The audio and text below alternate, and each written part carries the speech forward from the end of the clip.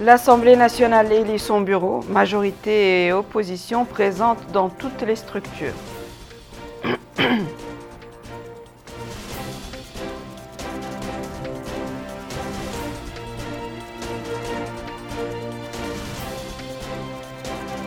Nouakchott abrite les travaux d'un atelier de validation de l'étude d'impact de l'accord d'association de la CEDEAO et de l'accord sur la zone du libre-échange continental.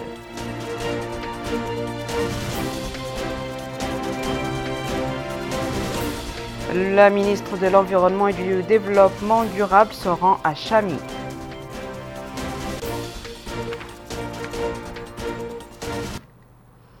Bonsoir mesdames, mesdemoiselles et messieurs et merci de vous joindre à nous avant de passer au développement de ces titres. Le courrier du président de la République, M. Mohamed Ould-Cheikh Al-Ghazouani, a adressé aujourd'hui un message de félicitations à son homologue turc, Recep Tayyip Erdogan, président de la République, et ce à l'occasion de la fête nationale de son pays.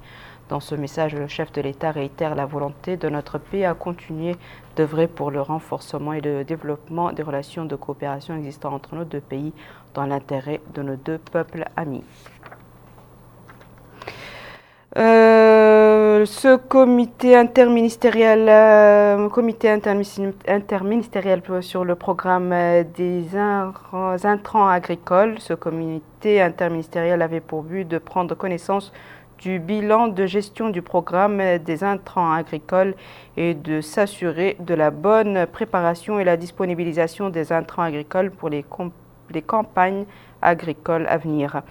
Le Premier ministre a rappelé l'importance de la disponibilisation de tous les intrants et en particulier les engrais et herbicides dans les délais requis pour la bonne réussite des campagnes agricoles à venir et instruit les ministres présents à tout mettre en œuvre afin de ne plus connaître de retard sur ces dossiers.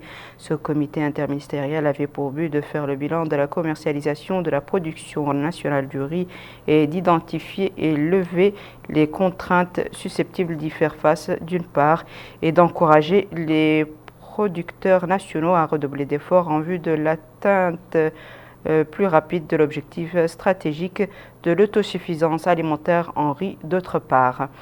Il s'agissait aussi de s'assurer de la bonne préparation de la commercialisation de la production issue de la campagne hivernale en cours et de celles qui la suivront.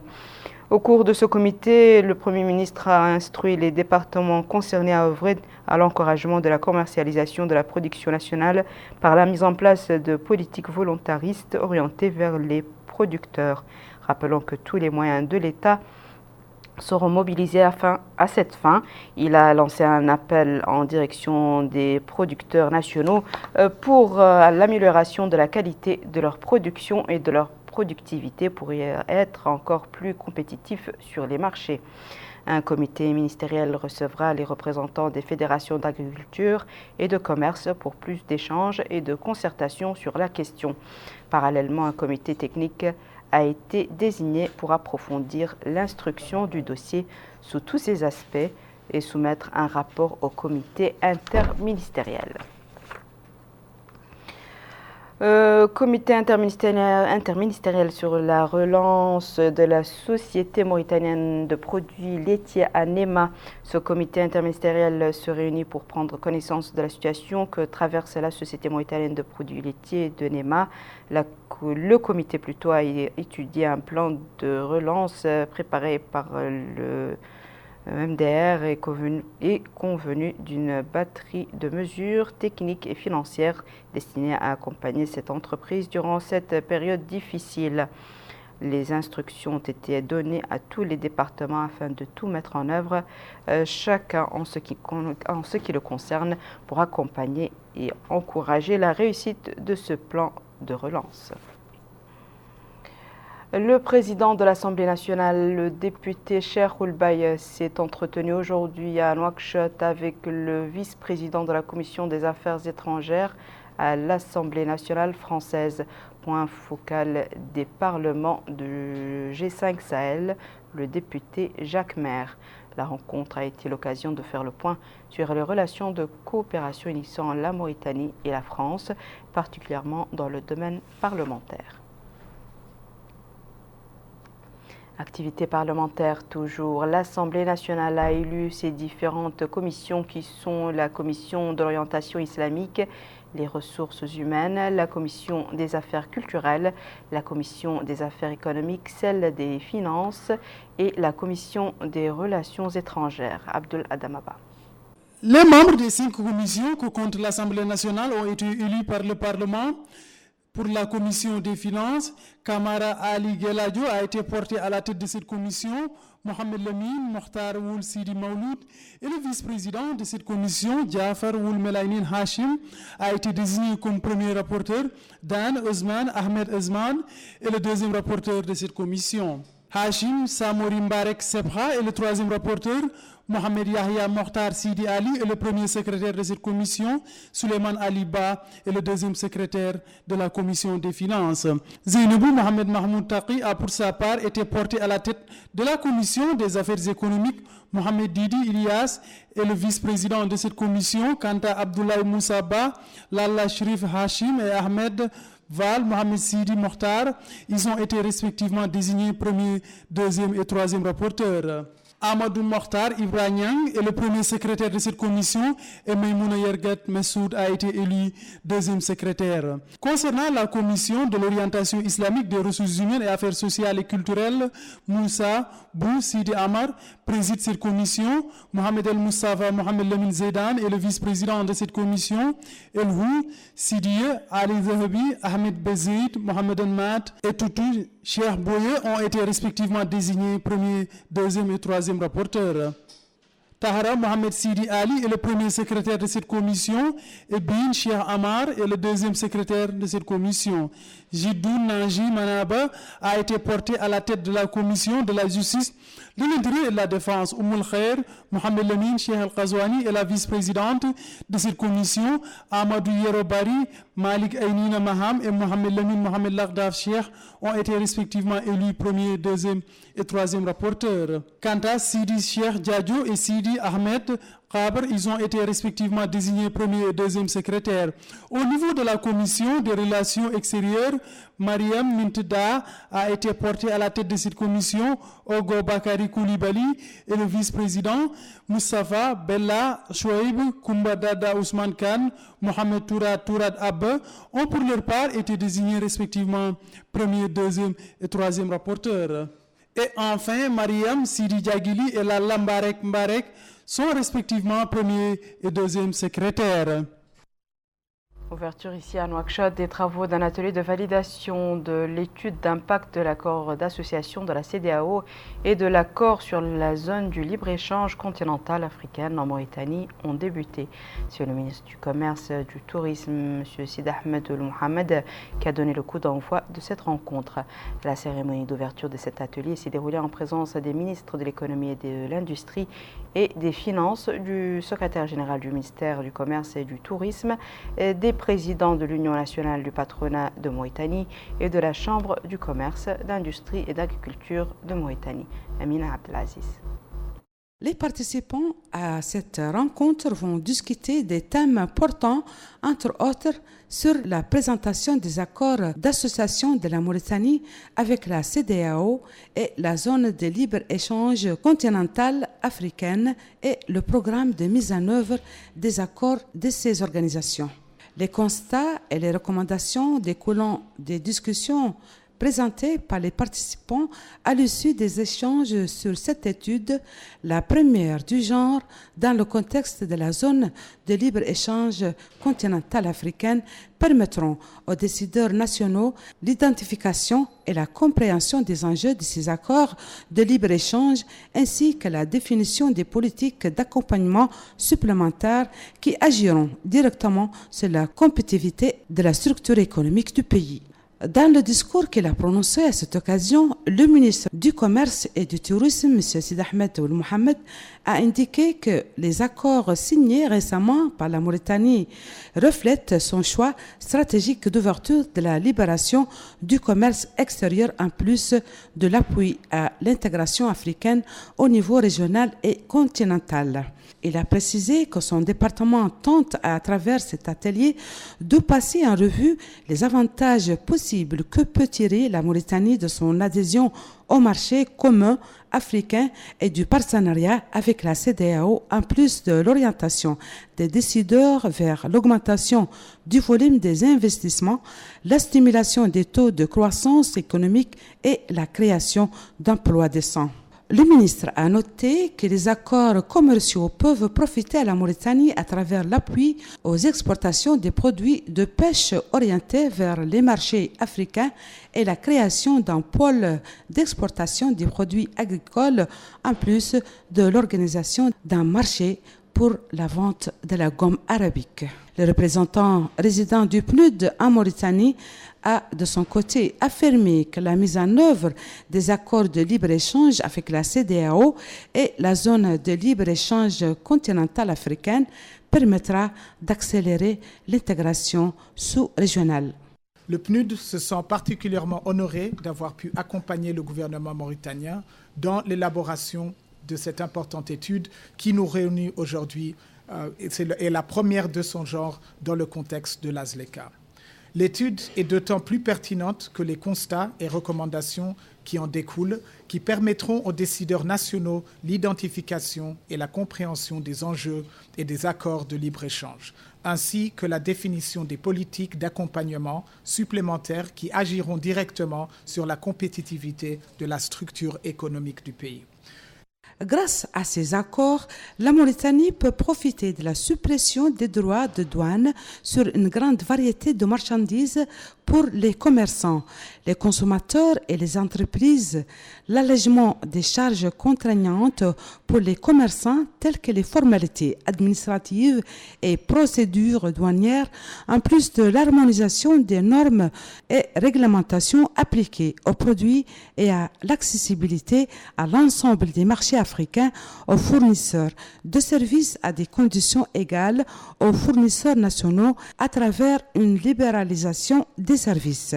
La cérémonie d'ouverture de cet atelier s'est déroulée en présence des ministres de l'économie et de l'industrie et des finances, du secrétaire général du ministère du commerce et du tourisme, des présidents de l'Union nationale du patronat de Mauritanie et de la Chambre du commerce, d'industrie et d'agriculture de Mauritanie. Cap sur Dakhlet Nouadhibou, plus précisément la Mourata'a de Chami, qui a reçu la visite de la ministre de l'Environnement et du Développement durable, accompagnée du Wali de Dakhlet Nouadhibou et une délégation de divers services centraux. La ministre a présidé une réunion qui était consacrée à l'étude de la situation environnementale des activités minières dans la ville. Abdullah Damaba. La ville de Chami, à cheval entre Nouakchott et Nouadhibou, a constitué une étape de ce déplacement de Mme Maria Mint Bekay, ministre de l'Environnement et du Développement durable, au niveau de certaines wilayas. Cette étape est importante au vu de l'activité minière et de leur péage au sein de cette zone. Ce prospecteur d'or, du nom de Brahim Oul Abdallah, dit qu'il part du côté de Tazias dans le cadre de l'activité de prospection qu'il mène. Il dit travailler indépendamment dans leur péage. Quant à Da Oul Moussafa, qui travaille au niveau de l'atelier du centre de mine de Chami, il a souligné qu'il existe des produits chimiques qui sont nocifs pour la santé, mais la plupart des personnes ne sont pas soit au courant ou ne prennent pas les précautions d'usage nécessaires. Ainsi, Madame la ministre de l'Environnement et du Développement durable a tenu une réunion au niveau de la Mourata'a de Chami en présence du Wali de cette wilaya, du Hakem, des représentants de la société civile et des acteurs économiques. Au cours de cette rencontre, Maria Mint Bekay a affirmé s'être déplacée afin de se rendre compte de visu des problèmes environnementaux des populations. Elle a ensuite souligné la nécessité de mettre en place des stratégies pour endiguer les répercussions environnementales sur la ville dues à l'activité minière, notamment à l'orpaillage. Le Wali Mohamed Ould Ahmed Saleh Ould Mohamed Rara a pour sa part précisé qu'il est important de conscientiser les acteurs par rapport aux dangers encourus. Il a ensuite passé en revue les efforts consentis pour la préservation de l'environnement. Les habitants se sont par la suite exprimés. Ils ont évoqué les problèmes auxquels ils sont confrontés, particulièrement liés aux répercussions environnementales de l'activité minière dont l'orpaillage à Chami. Madame la ministre a aussi visité l'atelier du centre de mine de Chami, créé en 2017.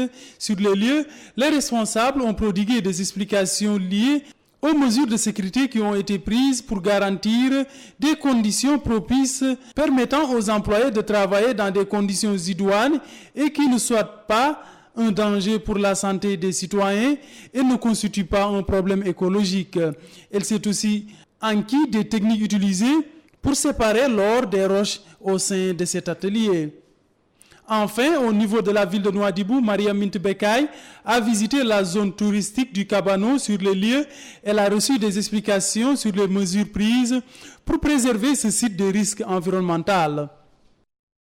Du nord du pays vers l'est, direction Nema, plus exactement à Aktewal, localité relevant de la Muqata'a de Baseknou, dans la wilaya du Houd al-Sharqi.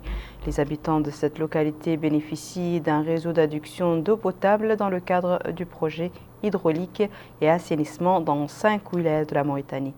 Plus d'informations avec Bokar Bailaba. Les populations de Katouane bénéficient désormais d'un réseau d'eau composé d'un forage avec un réservoir de 60 mètres cubes, une conduite de 850 mètres et 8 bornes fontaines. L'inauguration s'est déroulée en présence du wali du Houd al-Sharqi, Cheikh Abdallah Ewa, du directeur de l'Agence française de développement, Lionel Liondo, et des autorités administratives et sécuritaires de la wilaya.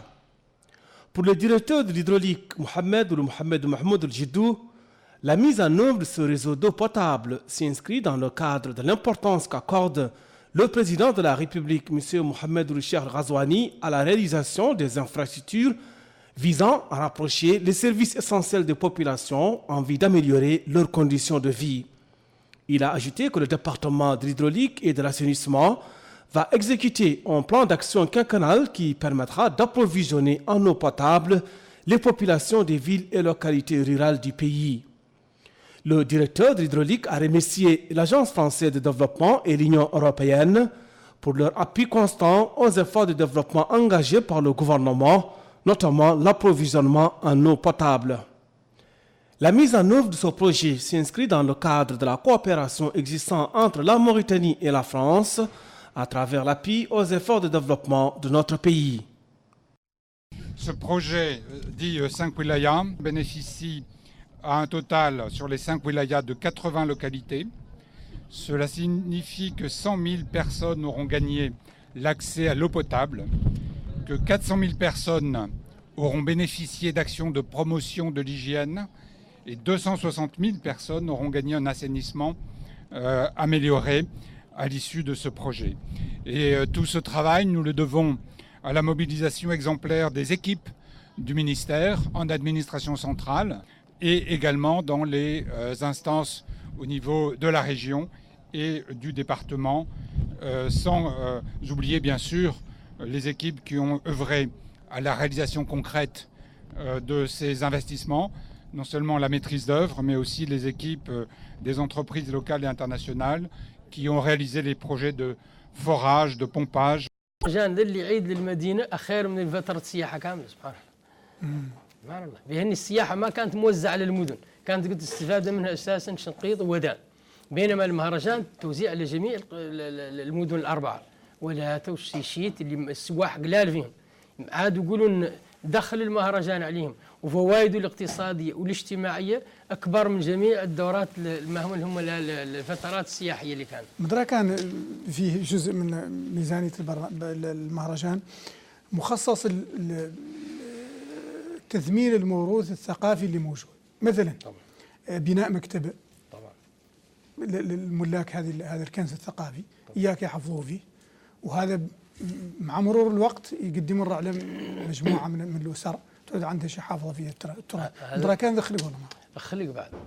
ما نقول لك البناء بمعنى الكلمة، غير خلق ترميم به اللي هم كلها عندهم مرمي، خلق ترميم لعدة مكتبات أهلية وخلق دعم لمخطوطاتهم بدواليب دي زرموار وبالهياش ندار من المخطوطات ودعم مادي لهم لتسييرهم. بالإضافة للمسجد العتيق كل سنة أثناء المهرجان يرى دعم مهم جدا هو كمستضاف وجبروا المساجد العتيقة مباشرة أثناء المهرجان. المكتبات الأهلية جبروا الدعم كيف قلت لك في الترميم، وأهل المخطوطات يجبروا قليل الجهة ما تستفاد مباشرة من هذا. طيب هاي الاستفادة يعني استفادة موسمية كالمهرجان تنتهي، البعض يقول هذا لماذا ما يتم التفكير بدل منها تستفاد نعطى لها مبلغ مالي، والله ترمم الدار الأسرة هذه اللي عندها، لماذا ما يتم التفكير فعلا يعود فم بنية تبنيها الوزارة من ميزانية هذا المهرجان كمعالم قاعد تختلف عن سكن الأسرة، إياك تعود محفوظة فيه المكتبة، وإياك تعود إلى جزائر يمكن أنه يسوي يزورها، وإياك تعود بظروف معينة. هذا باقي دائما من يعود المهرجان مخصص من درا كانكم إذا قد تخرج منه شيء والله عندكم الإشكالية هو أن بعض الناس ينتقد بعض الأوقات غير ما يفكر في الظروف الحقيقية اللي في هذه المدن. هذه المدن فتفكر تعدال الهدور خاصة مخطوطاتها، وخلق رفض تام من الساكنة خاصة ملاك المخطوطات. هاي جزء منهم هم تراث أسرتهم ولاهم قابلين يديروا في جهة أخرى. اليوم إذا فيه دار بتنات في شنقيط المخطوطات ما زالت اليوم ما في مخطوط واحد، وبتنات في تشيت ما في مخطوط واحد. لذلك الأسرة ما هي قابلة أنها تعطي مخطوطها. ايش عدلت الدولة؟ نرمم لها المخطوط. لماذا ما هي قابلة تعطيه؟ لماذا؟ به اللي تراثهم هم الخاص ويرثوه فرد عن فرد. هل في سوابق أن هاي الأسرة قد مثلا تعاملت مع الوزارة ولا تعاملت مع شيء ولا بالتالي ما تم حفظ؟ لا لا أعتقد أن فهم سوابق لغير يختاروا أنهم تراثهم يتم محافظينه هم.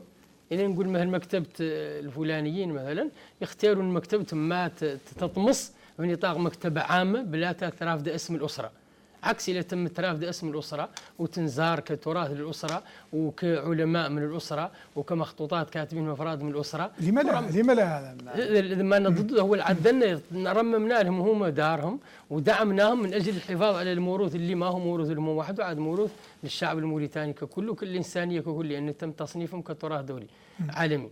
هو السبب اللي الفكرة أنهم يبتنى لهم دار مخطوطات عامة ما يخالف. السنة وهذا من توجيهات رئيس الجمهورية السيد محمد الشيخ الغزواني أن يتم بناء مثلا غارية للصناعة التقليدية في شنقيط. هذا مولي شيء باقي له يبدأ إن شاء الله، أول مرة له يتعدل. هذا أول مرة يخلق، أول مرة مثلا، هاي أول مرة حقا.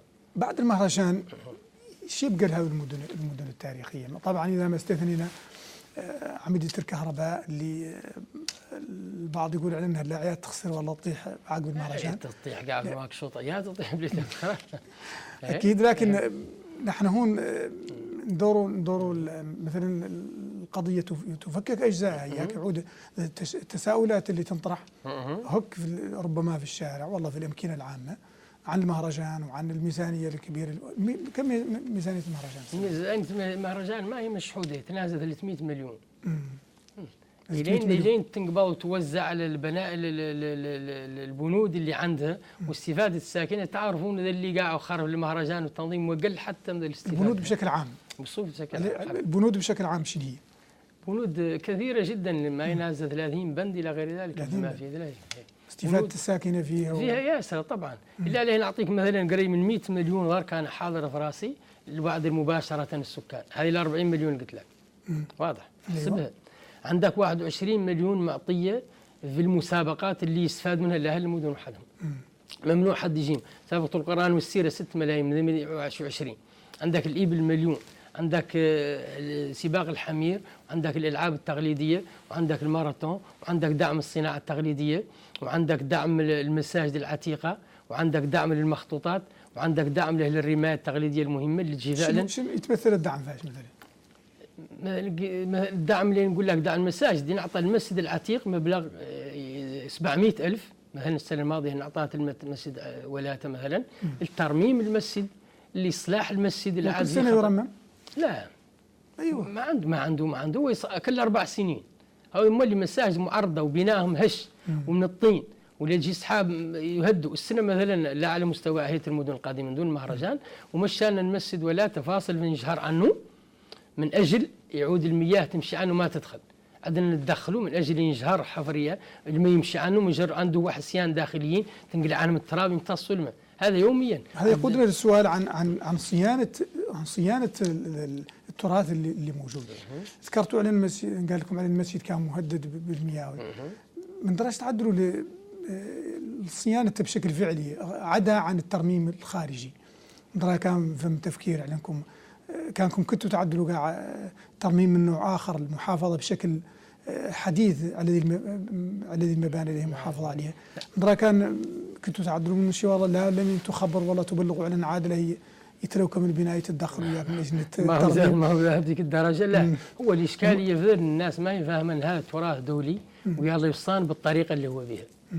الدولة تقدر تبنيهم كاملين ببيتهم؟ لا معناه ان الترميم لازم يعود الترميم كلمة فضفاضة ولا زاد. لا ترميم معناه هم ترميم دائما لهم. المسجد قط الدولة دخلت مثلا منارة ولاته ومنارة تيشيت كانت لا يطيح ودخلت الدولة وكلها طلعت تقريبا 20 مليون من اجل منارة تبتنا بصيفتها اللي كانت بها. ولو كانت وهدت وطاعت تصبح المعلمة ما هي خالقة. سنويا تدخل الدولة من أجل أنهم يتموا باقين في الصيفة اللي يقدروا يعدلوا فيها دورهم. الترميم يتم على أساس